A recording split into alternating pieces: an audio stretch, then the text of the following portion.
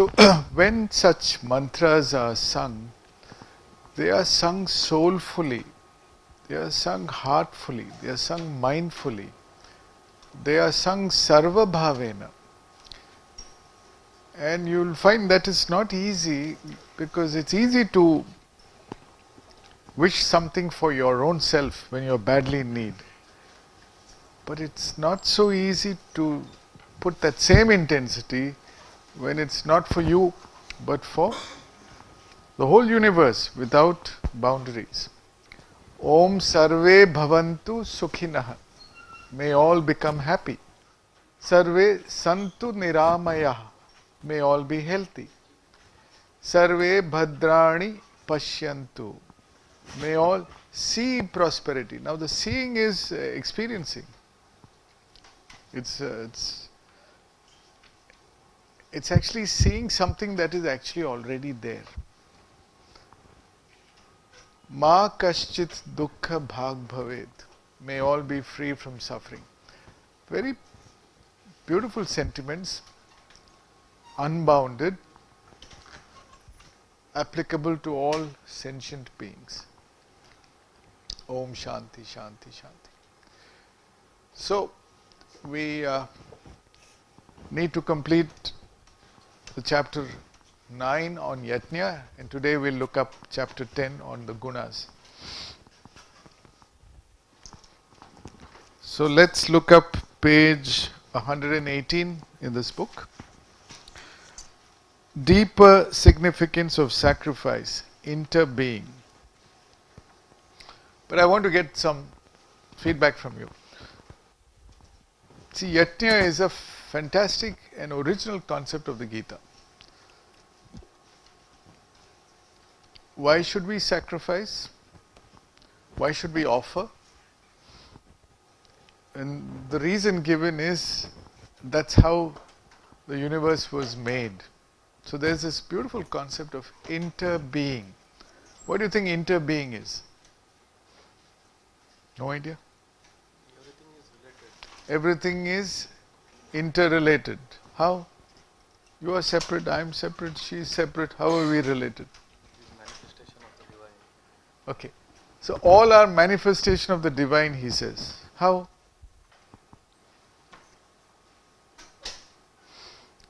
So there is a great truth in what he is saying. All our jivas come from the same Brahman. Okay, so physically are we all one? No? Okay. Not the case. Slowly, slowly. Physically also we are all one. Well, you're a scientist? You're a scientist, right? Okay. When were you born? Okay, you're shy to give your date of birth? No. Okay. Tell, when were you born? 20th February 1997. 20th February 1977. Are you sure? 1997. 1997. Are you sure? I think so. At what time? At what instant? 3:30 p.m. 3:30 p.m. You didn't exist before that? My mother's. In your mother's womb you existed, right? When? They say roughly 9 months before, right? Agreed? Before 9 months you didn't exist? Come on, yeah? Different body. What different body? The soul. Wait. See, as you rightly said, this is what we learn because we've been taught by scientists that this is the way it happens, right? So the embryo came as a fertilization between a sperm and an egg, an ovum. So you potentially existed in the sperm and in the egg? Yes or no? Potentially. Right. So you were there hidden in your father and hidden in your mother. And by the way, the Sharira Yatra is so difficult. And the odds are stacked against survival.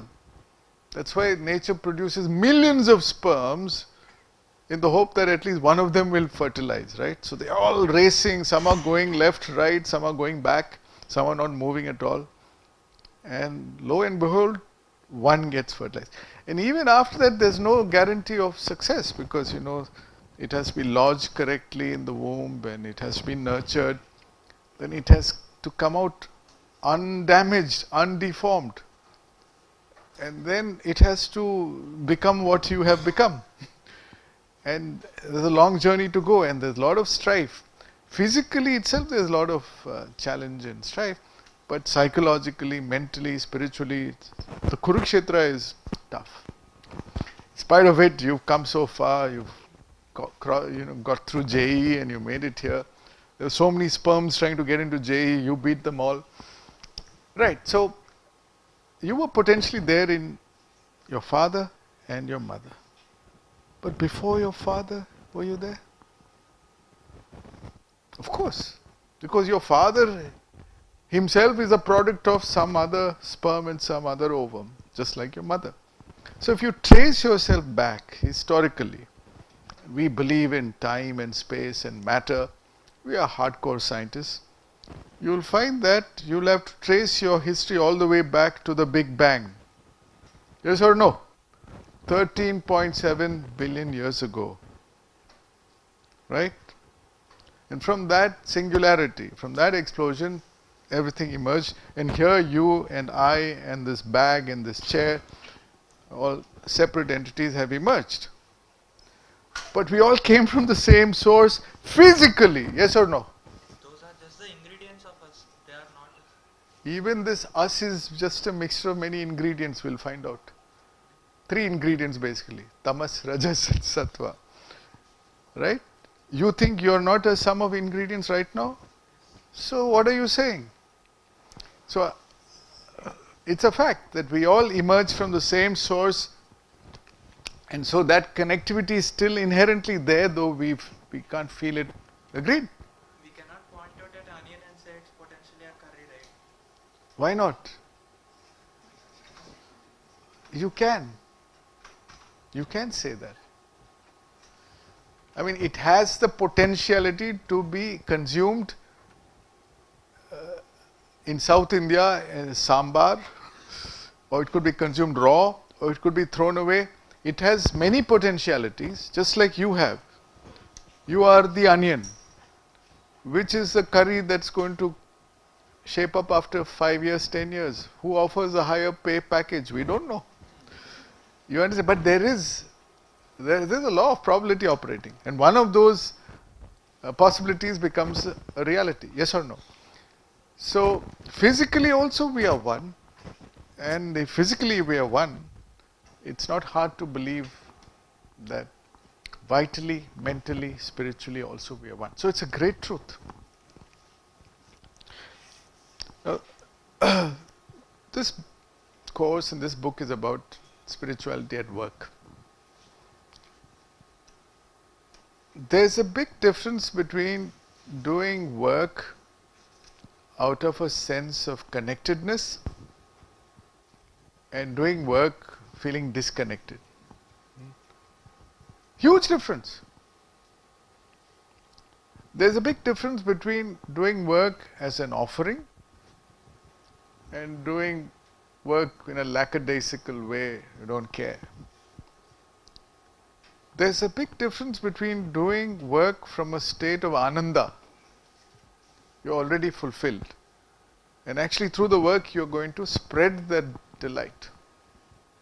And doing work in a state of discontent or boredom or couldn't care less, or desire, which suggests that hopefully the outcome of the work will give you the happiness that you are short of right now. So all this is pointing to a much higher quality of work that will come from a healthy attitude.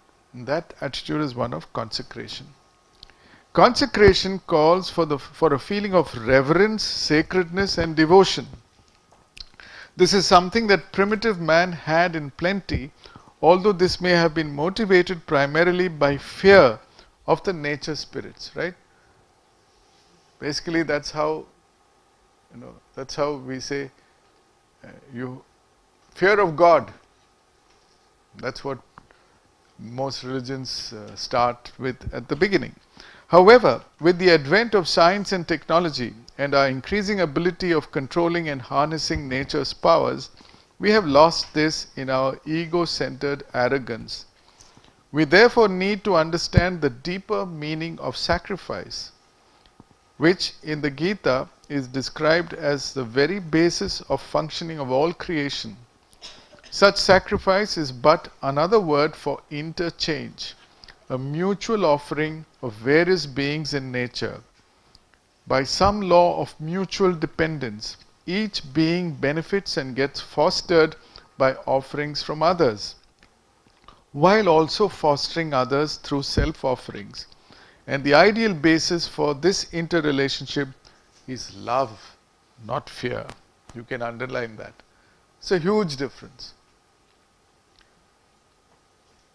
Should we pause to reflect on something as simple as food, annam, that we consume each day for our physical survival, then we may understand how the chain operates in nature. अन्नाद् भवन्ति भूतानि पर्जन्यादन्न संभवः यज्ञाद् भवति पर्जन्यो यज्ञः कर्म समुद्भवः. Beings come forth from food. Annat bhavanti bhutani. Food comes forth from rain. Parjanyat anna sambhavaha. Rain comes forth from sacrifice. Yajnat bhavati parjanyaha. Sacrifice comes forth from work. Yajna karma samudbhavaha. So you had good lunch? How did that lunch come? How did that lunch come? Farmer's hard work. From someone's hard work, right? Not yours. But your hard work also. How did the lunch come to you? Because you paid for it. And you have every right to say, look, I paid for it and it's come. But if you are aware of interbeing, then you will realize that you are actually indebted to so many entities, most of whom you don't know. And you don't even pause to acknowledge that debt, that obligation, that reception. So pause and step back for a minute and see how that grain of rice or wheat which you consume today for lunch, how it came, where it came from. I think it was Kabir who said, "Dane dane pe likha hai khane wale ka naam." In every grain of rice, I mean, it's kind of intended, it's marked for consumption by you. We buy food by paying money earned through our work. We may even be grateful and say thanks when receiving food in exchange for the money we have offered. To whom do we offer our thanks, if at all? Do we ever pause to realize that the food that is on our plate, the rice, the wheat, the cereal, or whatever, is an outcome of a long process that connects many, many beings in this universe? Our minds may then dwell on many unknown human beings who work in farms to grow and harvest grain. So also on those who collect, transport and sell, prepare and cook the food we consume. But there's more to it. Also, what about the sun, the air, the water and the earth? These aspects are all represented in the above Gita verse by rain, parjanya, without which all this would not have been possible in the first place.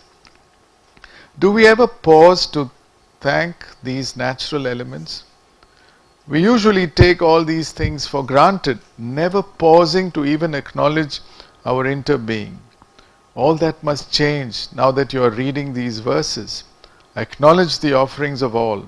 Offer all your work too in this spirit of mutual beneficence. So you're going to have dinner today. Just pause. and say, look, this is true. There's no falsehood in this. But I've never paused to acknowledge with gratitude what I am taking for granted. And actually the whole universe participates in every grain of rice that you consume. All the elements participate. None of them are expecting any thanks from you. But it's been an ancient tradition worldwide.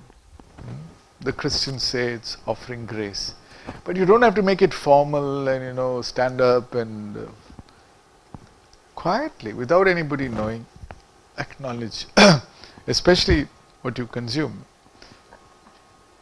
And that has a huge impact. That acknowledgement of your connectivity with the whole universe, and that just as you consume something that has been offered to you from the whole universe, you too need to reciprocate and offer everything that you are contributing to the same universe. It's the same universe. And that is made clear in the next verse. Yep. Parjanya stands for all the elements. Yeah. Third line. Rain comes forth from sacrifice. That's coming.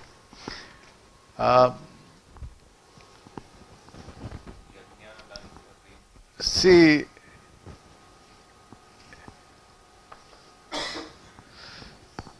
let's put it in a way you will understand.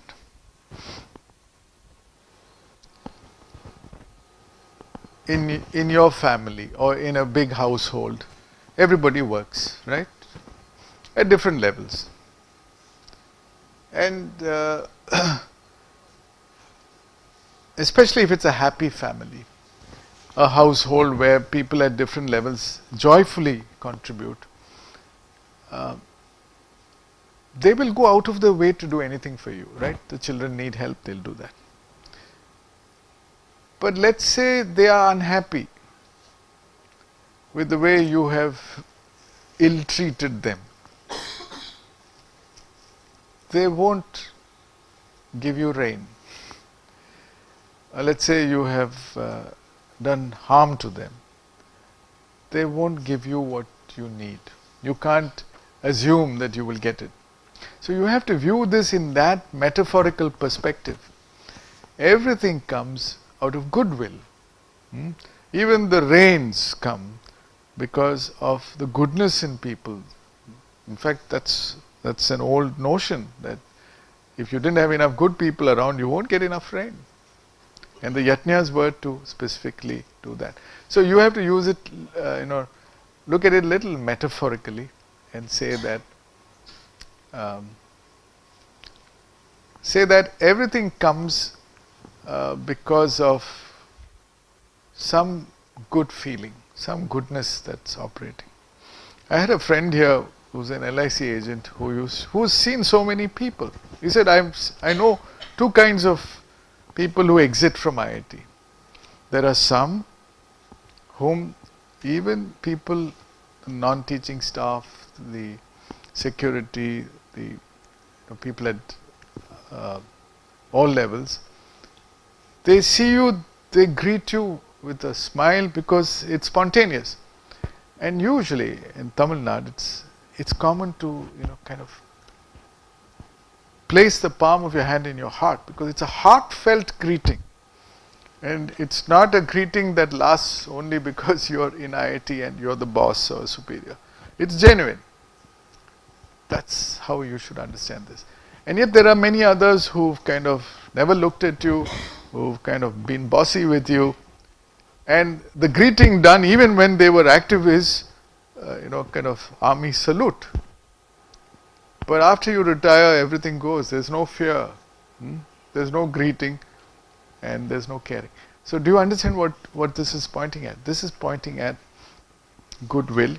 And certainly, if you don't care for the environment, and you see, that's the reason behind climate change and lack of sustainability. If you didn't give a damn for nature, and you plundered and did what you wanted, and you loot then nature gives it back to you in different ways, yes or no? There's a recoil. And science also is showing that that's happening because you didn't take care of the ecology, you didn't take care of the environment, there's a kickback. So that's all contained in that third line. Rain comes forth from sacrifice. Sacrifice means offering.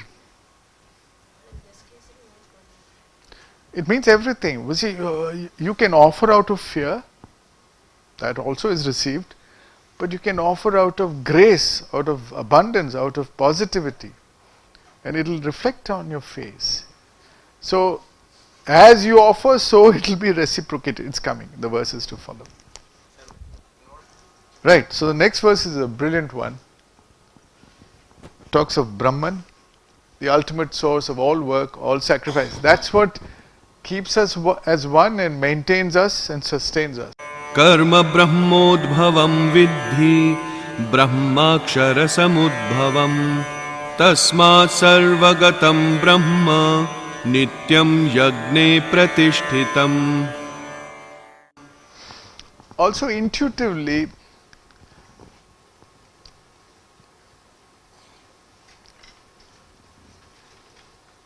everything comes back. So I may, in my naturally generous, spontaneously generous way of giving, I may have helped him, her, but I didn't help you. But it's the same nature, same Brahman who receives everything. And so I may be reciprocated through you, in spite of you.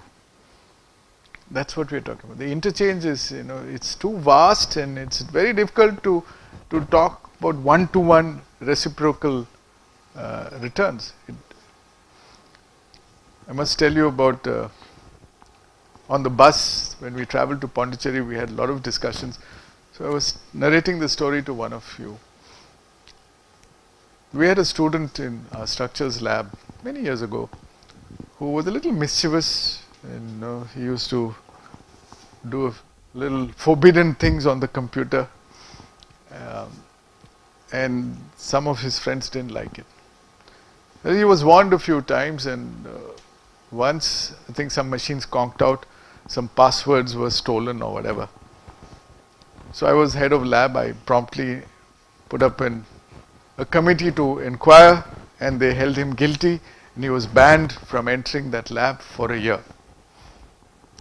The boy was wild. He came and met me. He was so furious, I knew I had to go out of the building. So I took him to the canteen, and over a cup of tea I said, I just heard him out. So he told me, sir, do you believe that I am not the culprit? I said, I believe you. I actually believed it. You are not. Now listen to me.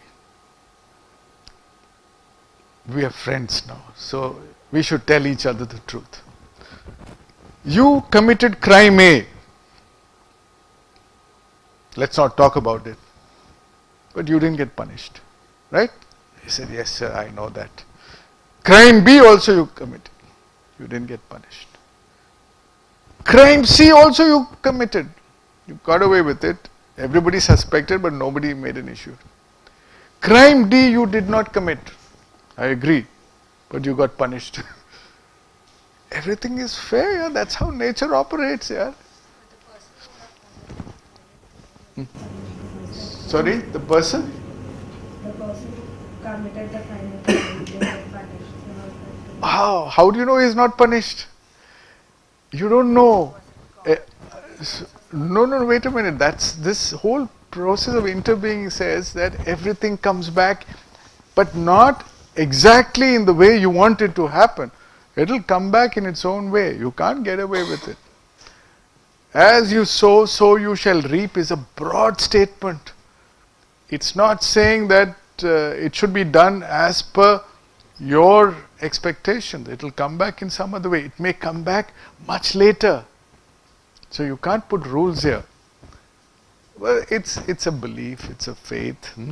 It's not scientific. You should say, look, he committed crime of 10.325. but he got punished by 2.674.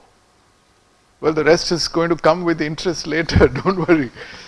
Hey, let go, yeah. This is all, you have to use fuzzy logic here.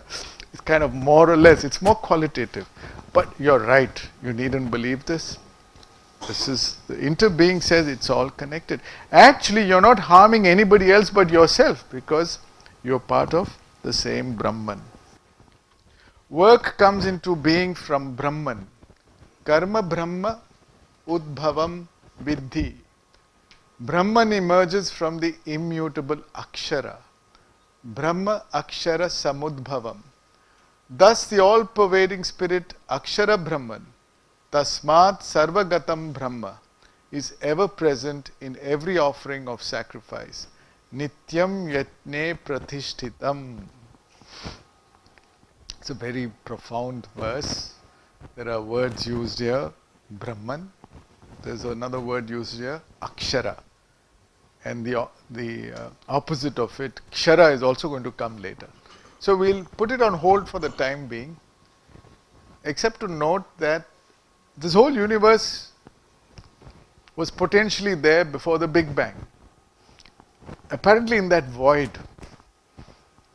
was not really void. The potentiality existed in that void. So there are two ways of looking at it. The Buddhist way of looking at it is it's from Shunyata it came.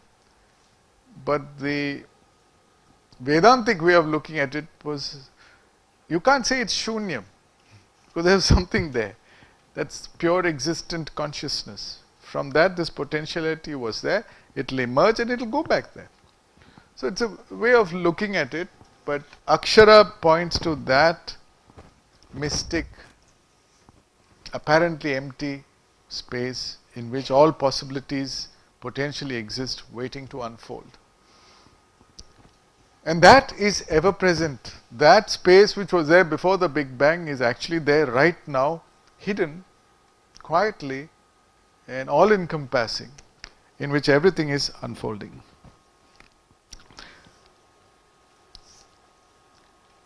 In this verse, the reference to Brahman is in the context of mutable existence, which is an emergence out of the unmanifest and immutable Akshara Purusha or Akshara Brahman, the one self whose all-pervading essence is Sat Chit Ananda.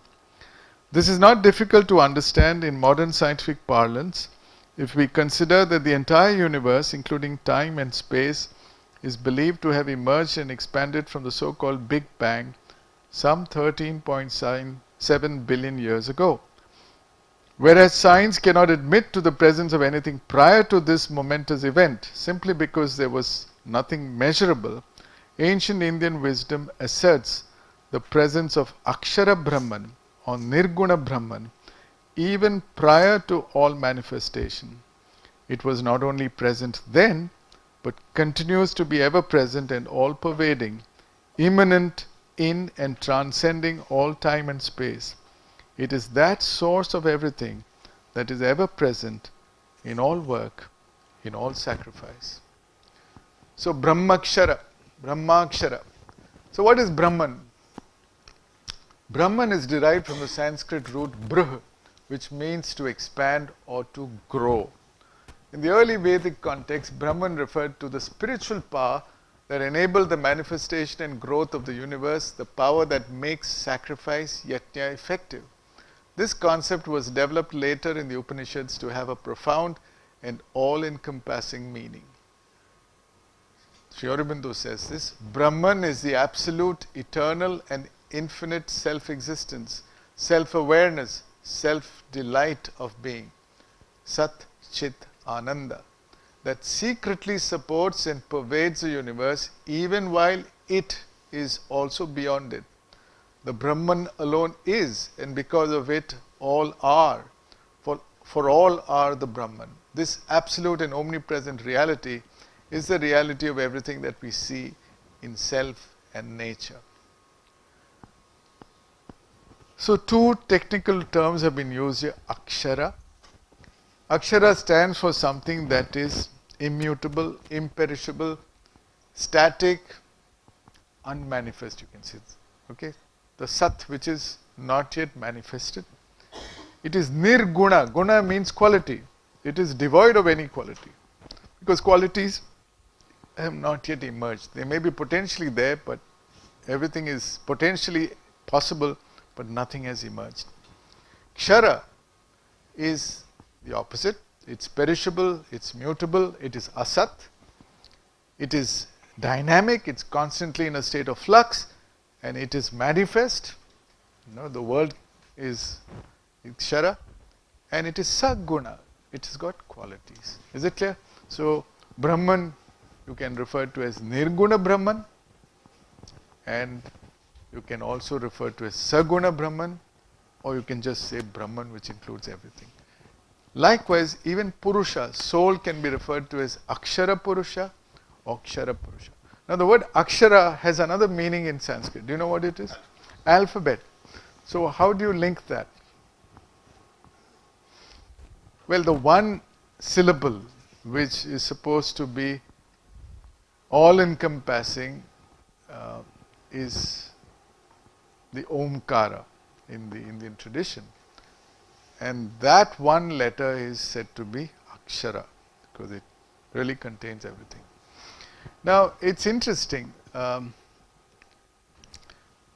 We have this concept of holon in integral philosophy. Holon is something that is complete by itself. Now, a letter is complete by itself. Take any alphabet. But the word is also complete by itself. A word is made up of letters. A sentence is also complete by itself, but it's made up of words. A paragraph is also complete by itself. So everything is complete and yet a part of a larger whole. A paragraph is again a part of an essay. An essay could be a part of a book, a novel. So you see how things can unfold. Small things being part of larger things, the atom, the cell, the body, and the one big universal body. So that's the way to look at Brahman. Towards the end of page 121, these metaphysical concepts convey a simple truth. Everything is connected with everything else. All are divine. All is Brahman. And all work is an offering to the divine. We'll go to the next verse. Brahmarpanam Brahmahavihi Brahmagnau Brahmanahutam Brahmaiva tena gantavyam Brahma karma samadhina. Now here the Gita goes back to the Vedic concept of the yajna. And look at the powerful metaphor used here. Brahman is the offering. It is the food offered. Brahma arpanam Brahma havihi. It is offered by Brahman into the sacred fire of Brahman. Brahma agnau Brahmana hutam. To serve the objective of abiding in Brahman. Brahma eva tena gantavyam. Through absorption in the work of Brahman. Brahma karma samadhina. Let's read that again. In that, in any offering, especially in an offering of the original concept of the Vedic fire, Brahman is the offering, Brahman is the food offered, it is offered by Brahman into the sacred fire of Brahman to serve the objective of abiding in Brahman through absorption in the work of Brahman. So there's only one actor here, only one player, and that is manifested in all these diverse forms. Each form is whole by itself, but it's only part of a bigger whole. But the problem is it doesn't realize it's part of a bigger whole. The problem is it thinks it's separate from the whole, and it thinks that others are also equally separate from itself. This is the conditioning that we've been brought up to believe. Yes or no? But if you're a mystic and you've experienced the wholeness, you can't help but see that wholeness along with the separateness. And that's tricky. You can acknowledge separateness, but you can also feel and intuit the underlying wholeness. I think even in those days, the percentage of jnanis have been notoriously very small. this is enlightened understanding. And the percentage of enlightened people are the fraction of a fraction of a fraction. That's the way it is. So the vast majority then and now, percentage wise, I think it's still the same. So the one became the many. And the journey is to go back to the one and to re-enter the many with the full realization that you are one. That's your journey. So you have only one question to ask you. Ask. Don't wait for others to complete the journey and say, I'll follow. That's a herd mentality we are doing. Because nobody is going to make that journey.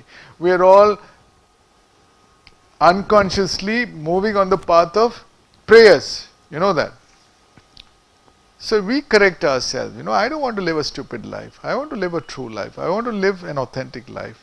The promise of this is Ananda. I want to enjoy my life. How do I do it in the best way possible? So it's no good saying, this is all well known. It is not. There's only one way to know it. Realization. This is self-realization. There's no other way of knowing it. It's otherwise just theoretical knowledge. Now, I guarantee you, you will also know it, but our problem is we can see it only in glimpses. Let's say you went to the ocean and you saw a beautiful sunset or sunrise, and you were just completely bowled over. Oh, this happened to all of us. At that moment, at that state, you really feel that oneness and you feel a delight and a sacredness. Yes or no? It's too overwhelmingly powerful. And you don't see anything separate. There's no you there. But it doesn't last. You understand? For the self-realized person, for the one who's reached the 10th stage of meditation, it lasts. Do you see the big difference? You see how difficult it is even to enter the first stage. I'm reading your reports. Half of them are cooked up. I can see that. But doesn't matter. Doesn't matter. So it's your destiny, but you want to do a quick journey or you want to take many lifetimes, that's entirely your choice. Yes or no? But you can see, that's where a lot of faith comes in. Look, so this is a great idea and I know there's some truth in it, that's our current, but I'm not yet there. But I want to be there. Well, how much do you want? Finally, it all boils down to that. How sincere are you? How strong is your aspiration? It's actually entirely dependent on that. And that urge to consciously complete that journey, to become yoked, to become yukta, to become nitya yukta, is actually entirely dependent on you. The whole purpose of this course is to expose you to that possibility, and the rest is left to you. The beauty of this is, when you are connected to the whole, how can you think that you are abandoning something? You're only abandoning the false notion of the separate self. You're actually yoking yourself to a much larger whole. So you're abandoning ignorance. You understand? Okay.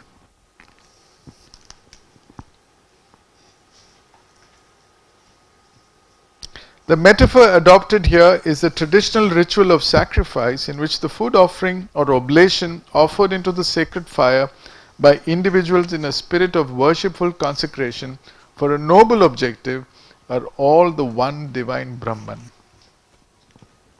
So Brahmarpanam, that's sacrifice.